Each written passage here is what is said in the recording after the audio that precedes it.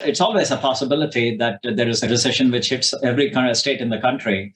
But sometimes there are local dips, but if you diversify well, then you're less immune to a recession.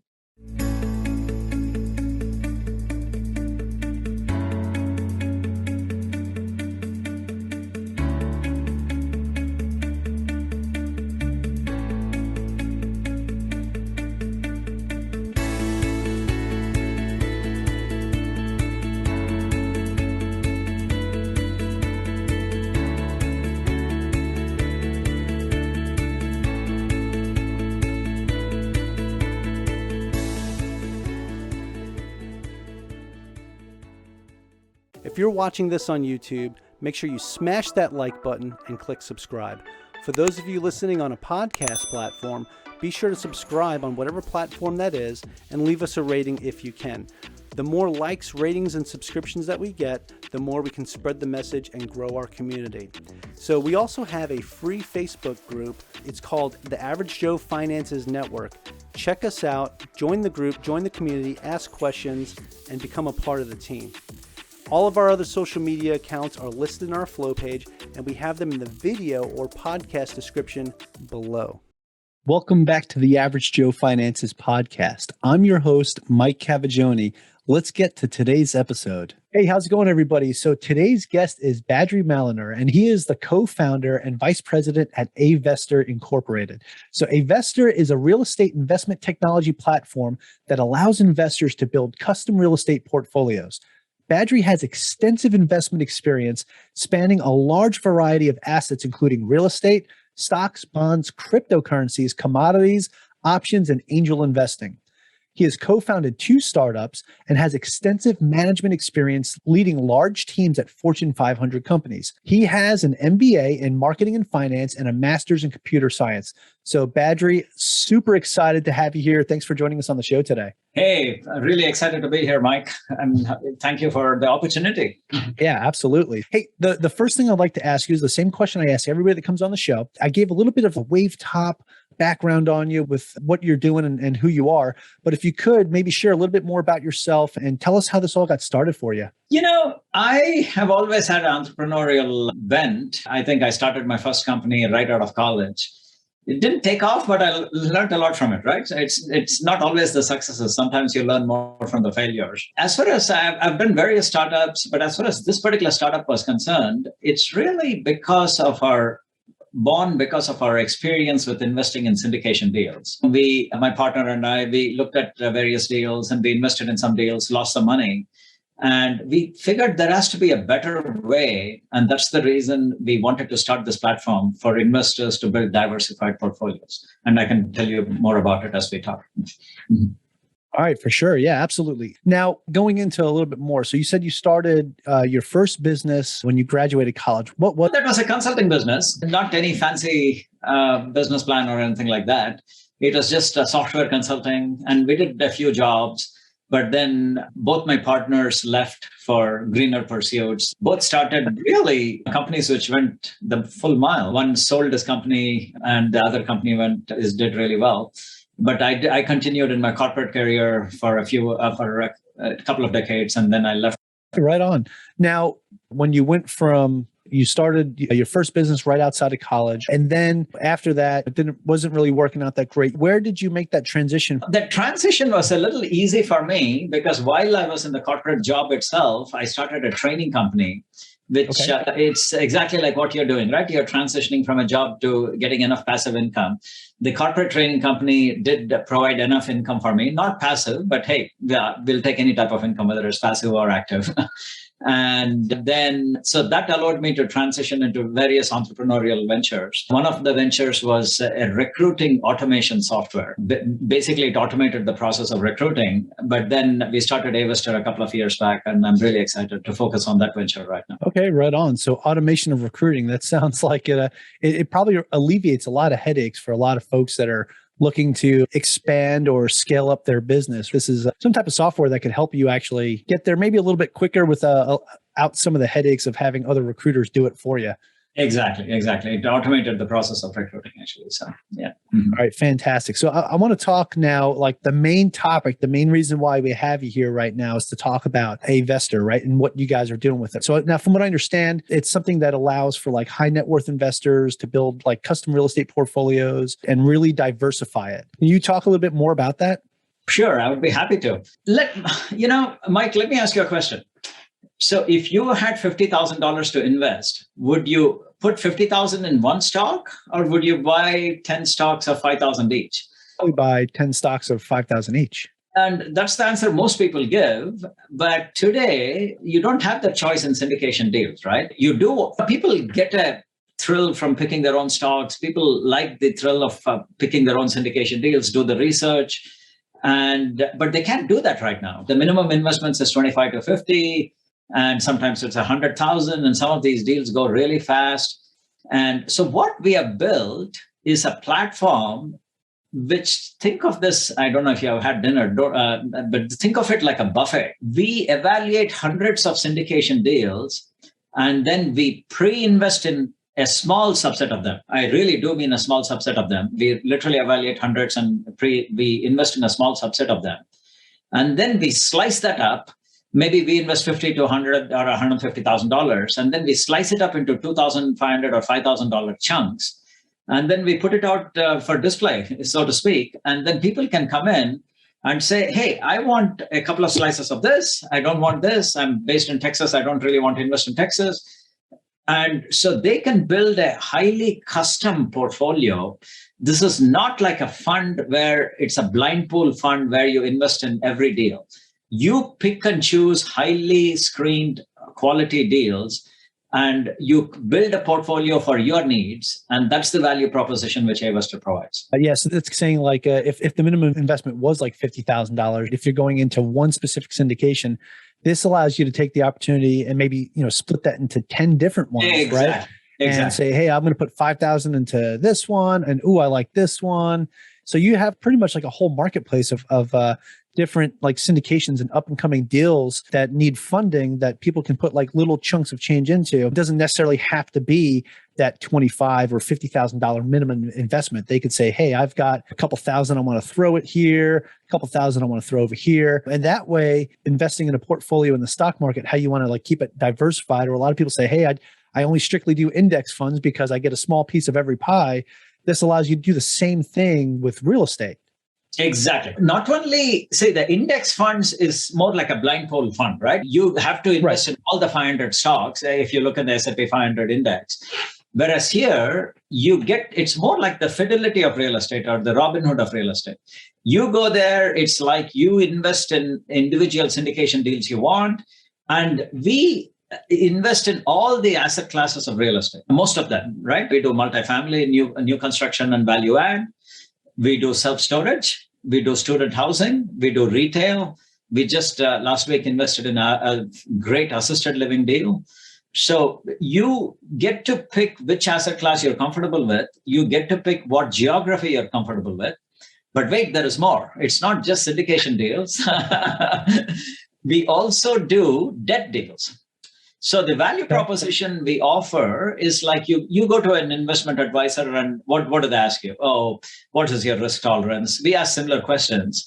And then just like you build a 80% stocks, 20% bonds, or 70% stocks, 30% bonds portfolio, you build a 70 or 80% syndication deal and 20 or 30% debt deals.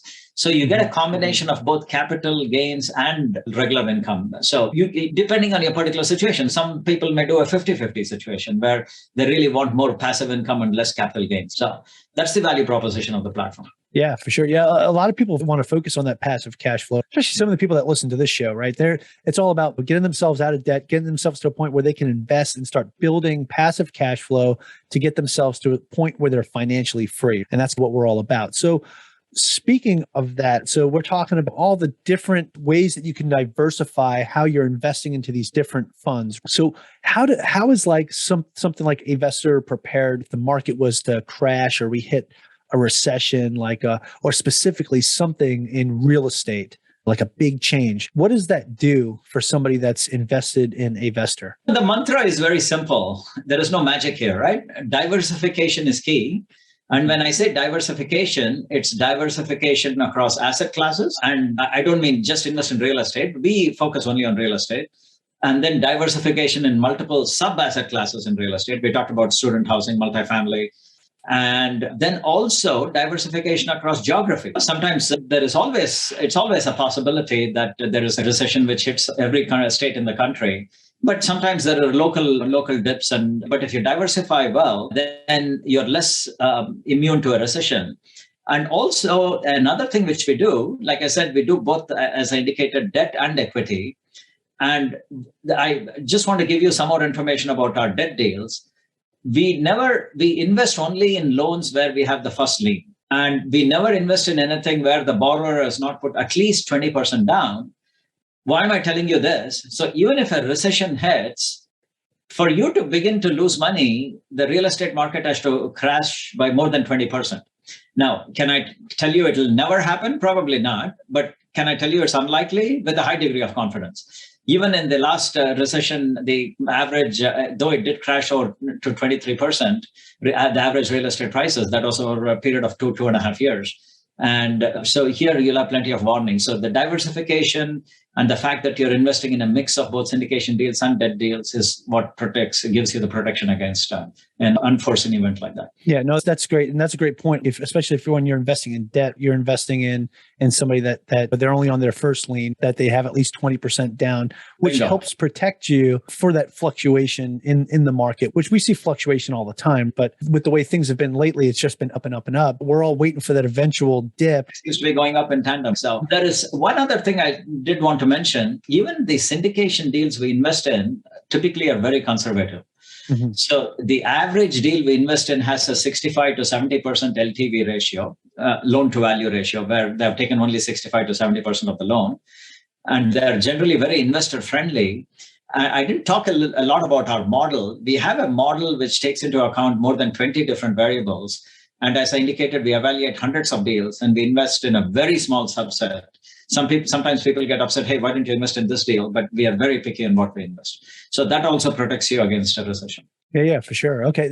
And that's good. That's good because especially when you're dealing with multiple people, you have multiple people investing, you want to be a good steward of their money, right? You want to be a good steward of them putting their trust in you. But yeah, being very conservative. It's very common what you see with a lot of good syndicators is you'll see that they will underpromise but overdeliver. And that's one of the big things you want to be a part of, right? You want to say, okay, here's what we think we're going to get. And it's as long as those numbers are very conservative, when you come back and you say, hey, we actually did way better than we initially projected, that's where you get happy repeat customers, right? Exactly. We very much look at the track record of the syndicator before we invest it.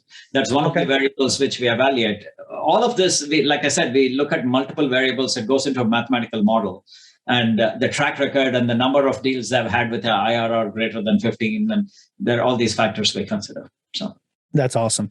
So speaking of the market and where it's going, what are your current thoughts on like where we're heading right now? Do you think that we're heading towards potential crash in the future, or do you think we're going to just cap out and then just keep riding like a flat line, or are we going to keep going? The answer is, frankly, I don't know, but I can always take my most educated guess. We are in a very different, when you say the market, I'm assuming you mean the real estate market, the stock market. Well, I guess both really, but yeah, mostly real estate. But yeah, I'm curious what your thoughts are on both. Okay. Yeah, I do a lot of investments in the stock market as well. So briefly in the stock market, I don't expect an immediate crash. We definitely are going to see things. I mean, you cannot keep hitting a new record high every day. But if you notice, it's stabilized. Even though we are hitting a lot of record highs, it's not big record highs. I mean, they're incremental records. So there is so much easy money out there, and that's not only helping the stock market, but it also is definitely helping real estate. The fiscal response, the monetary response, the extra unemployment paychecks has really propped up both the stock market and the real estate market. But the thing about the real estate market I want to point out, Mike, is that it's very different from the last crash. There was this no income, no verification loans. That's not what's happening. It's the predatory lending practices happening back then. Exactly. So here it's much more harder to get a loan. And yes, prices have been going up, but then incomes have been going up too. And so I would expect both the stock market and real estate market to stabilize, but I don't expect a crash. But if you build a diversified portfolio, the thing about real estate is as long as you're taking the long view, 5, 10, 15 years, you cannot go wrong. Honestly, I guess I have to give the legal disclaimer. But if you look at any 5, 10, or 15-year period, if you hold a piece of real estate long enough, it's very unlikely you will go wrong. You'll go through the boom bust cycles. You just have to ride it through. That's why it's very important, no matter what type of asset classes you're investing in real estate, or I guess the sub asset classes that you're investing in real estate, unless you're doing flips, it's always great to hold, right? Buy and hold. That's why you see like a lot of these syndications that happen, they mostly have a period of 5 to 7 years before they turn around and sell the assets. That's one of the things that's important, is that it's not just one of those get in, get out quick type deals, like you're investing in like a specific cryptocurrency that is hitting the market, and it's hitting the market hot because you got people pumping it, right? This is definitely, real estate's not one of those things where it's like get rich quick, but it's about building your wealth over time. Exactly. And that's one of the big things. Like if you're trying to get into real estate to say, hey, today my net worth is $50,000. Tomorrow I want my net worth in a year to be $1 million. Real estate's not the way to go to get there. Right now, if you're trying to build your net worth to $1 million over like a 5 to 10 year period, that's more realistic when you're looking at the real estate game. Absolutely. So you really have to take the long-term view in real estate, and not absolutely. It's not the crypto of investing. Yep. Okay, right on. Now, you yourself personally, you said invest in many other different asset classes, right? So it's not just real estate for you. You're investing in stocks, bonds, cryptocurrencies, commodities, options, and even angel investing. So you're also investing in other businesses. How does that work for you right now? Like when you're running or as the VP of Avestor, like how is that when you go and invest into other companies? What type of things are you looking at before you put your own money into another business? So just to be clear, all these other investments are not through Avestor, of course. These are my personal investments. Right. And it's what the things you look for. First of all, let me briefly talk about my investment strategy. It's a barbell approach. You have very speculative investments, which can double, triple, quadruple maybe. And then you have very safe investments, earning probably, unfortunately, less than 0.3% annually, but that's okay. That's what helps you sleep at night. So I have a broad range, and I know I'm repeating myself, but it's what your grandmother told you. Don't put all your eggs in one basket. Diversification is key across asset classes and within an asset class. To answer your question, I do a variety of angel investments. It's the usual things which one looks for in a company. Strong management team, a big market, maybe some IP protection, and a strong record of execution. Those are the things I invest in. I usually do early stage angel investments. So they're pretty speculative. Many of them go bust, but that's okay.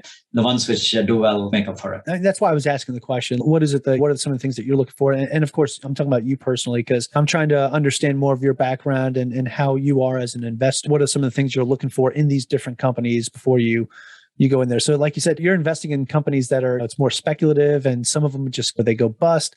But the ones that do succeed, that I guess the numbers are well enough that it puts you at a point where you're making a profit still. Yeah, that's the venture capital game, right? I actually wanted to go back to Avestor for a couple minutes. Absolutely. You know what? I want to tell you about something, because I know while you have a lot of passive investors in the show, I do believe you also have some potential syndicators and sponsors who may listen to your show. So what we have done is we have got fantastic response from our investors. We are trying to redefine how funds work in the industry, giving this new concept of a customizable fund, which is very different from a blind pool fund where you're investing in all the deals. And given the response which we had from our investors, we have also had a number of sponsors come to us and say, hey, can I do a customizable fund on your platform? You are giving a value proposition to your investors. I want to do that with my branding and with my own investors. And so we pivoted Avestor a little bit. We do have our own funds, passive investors, but we are also a SaaS platform, which allows you to be the world's first customizable fund platform. I don't think I'm exaggerating too much if I say that. We have not found any other platform which does what we do. So we offer that platform as a service to other investors, to other sponsors and syndicators and real estate entrepreneurs. to create their own customizable fund. And the key point I want to mention is it's not just a platform, but we offer the full one-stop shopping. We help you create the legal entities. We help you set up the fund. People, it's a hard job to set up a fund. We take care of all the infrastructure and we help you manage the logistics and everything else. So I just wanted to be aware, I just wanted the audience to be aware about the SaaS model of Avestor as well. Yes, that's fantastic. I love that because I literally, I talked to you about this a little bit before we started recording. I was literally just talking about this with somebody else who I just interviewed about just based off the network that I have right now. And I get a lot of deal flow that hits my inbox. I get a lot of GPs reaching out to me. So he was like, hey, why don't you start a fund to fund a fund? And I'm like, I was like, I don't know about all that. So it became a very interesting conversation. I said, it's really funny because I'm about to interview somebody who does this. And I was like, that's really cool. So this is almost like I'm asking you questions because I'm picking your brain because selfish for me, for one, but for two, this is a great way to get the information out there for anybody else that might be interested in something like this. They're doing it on their own. Like if you want to be your own sponsor for a fund. So I think that's really neat. And that's why I really appreciate you taking the time to sit here and have this conversation with me right now. Of course, my pleasure. And especially with what you guys are doing with Avestor, that's huge. It's not only providing opportunity for folks that want to be more just LP and hands off, but you also have an option that for folks that want to be a little more hands-on and start, bringing more of their network into the fold and getting them involved in these different sub-asset classes in these syndications or different deals that Avestor brings in together, which I think is really cool. Thank you. I really appreciate that. I think this is really a great platform for somebody, not only experienced syndicators, but people who are starting out. Yeah. Because one of the cool things about the platform is you don't have to put only deals where you're being a GP. You can even put deals where you're an LP. So if you're a beginning syndicator, if you want to, you're just building your investor network. A lot of people might say they're going to invest with you, but until you get the check, you don't know if they're going to invest with you, right? Here, you can have high quality deals instead of relying just on GP deals. You can have LP deals, which you can slice and allocate to investors. So that's our part of what we offer to sponsors. That's really cool. And I'm probably going to want to talk to you a little bit more after we turn the recording off and just pick your brain a little bit more. But this is definitely something that could be a potential opportunity for anybody who's, especially if you're like one of those, I guess, network builders and you're really good at talking with other people and you just have a close group. Again, though, like you said, until the check gets cut, people could say they'll invest with you all day. The proof of concept is when you actually go live and you do it, see who's actually taking the action with you on this journey. So you definitely want to make sure that whatever you're doing it with confidence. And if you're doing it if it's something you're just getting started out on, Avestor might be like probably one of the great platforms for you to start with, especially because if you're just getting started, you're at least starting with something that's reputable, that already has a great reputation in the industry. Thank you. Yeah, I fully agree. I figured you would. Hey, I'm not saying that I am not like a sponsor or anything like that for Avestor. I just thought that this was a really neat concept. And when I talked to Badri about coming on the podcast, I knew this was just something that was super cool and just something that creates opportunity for those of you listening out there, especially if you got yourself to a point now where you're looking to invest into something different and you want to stay really diversified. This is just a great way to do it because there's a lot of people that listen to the show that they're LPs or they started off as GPs and maybe they might have trouble finding funding. Like this is just another great opportunity or another tool to add to your toolbox. We have, especially as real estate investors, we all have tools that we add to our toolbox. This is just another one of those tools for somebody to utilize possibly in the future. So like for me, I've always been like a small time guy. Like I've invested in single family homes, like small multifamily, like a duplex and things like that. But I just got in as an LP in my first syndication, which was really exciting for me. Thank you. Actually, by the time this episode airs, it'll be fully subscribed and be all official right now. Should be by the end of this month, everything's done. So that's why I'm okay talking about it right now because this won't even be out there yet. But yeah, so something like that for me, it was just a really good experience. And it was with some GPs that I've known for a while and I've been working with for a while. I see what they've done. They built like this trust with me. We have a really good rapport. So I was very comfortable subscribing to that particular deal that they were going in on because they do very good due diligence. And I think that's super important. As we're talking about this, you hear what Badri is talking about. It sounds like Avestor does a lot of due diligence themselves because they're very conservative with with their picks. That's one of the things that's super important. important. I don't mean to go off on a tangent here, but I know a lot of people that are listening are probably like, hey, how safe is this? How safe is investing into something that I'm not too sure about? I'm pretty sure if you do your own research and your own due diligence, you'll find that a lot of these syndication deals you can get into, or even something like Avestor, is something that as long as you see that they are one of those groups that under promise and over deliver, that you could be really confident in what you're getting yourself into. Indeed, indeed. I think you absolutely have to be careful. There's a lot of deals out there. What we try to do, Mike, is reduce the amount of choice, right? You go to a supermarket, if you see 100 cereal, I'm sure you have your favorite cereal. Maybe cereal is not the best example, but anything which has too many choices makes the entire process of the shopping process a lot more difficult. So what we try to do is we screen all of these and give you a limited set of choices, but you still are able to customize it to your liking, right? For example, we look at your liquidity needs. So you may say, I know you're far too young for this, but I have a kid going to college in a few years or something like that. Then we say, okay, let's structure the portfolio to meet your needs there. So that's the value proposition of customizing it for your needs. Well, I appreciate that, but I do have a kid going to college in a few years. Oh. Not quite. My oldest is 12. So for me, a few years, 6 years from now, we're getting close. Especially because I plan everything out in 5-year increments. So the way I'm looking at it is like, 5 years from now, she's gonna be 17. So like we're there. So yeah, so it's one of those things that you just got to prepare for, right? Life's always going to throw challenges at you. It's always going to throw curveballs. Like for example, I had some unexpected expenses that came up with something, and I had to do some major repairs in my primary residence. I had to replace every single AC system in here, all the splits, all the condensers, and it was very costly. So things like that are stuff you want to be prepared for, because you never know. Thank goodness I was able to build myself to a point to where I had that.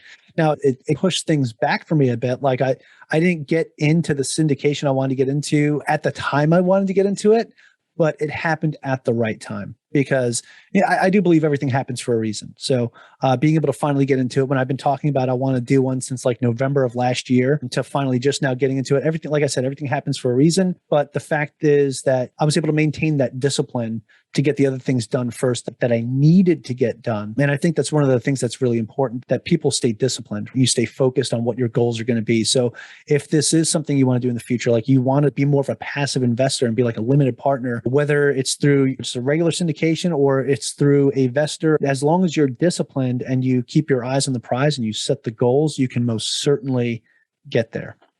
Absolutely. Absolutely. I think discipline, and I would add the word diversification again too. Absolutely. Yeah. And I'm like repeating you here because I say absolutely all the time too, because that is something that is, diversification is huge, no matter what class you're in, no matter what asset class you're in.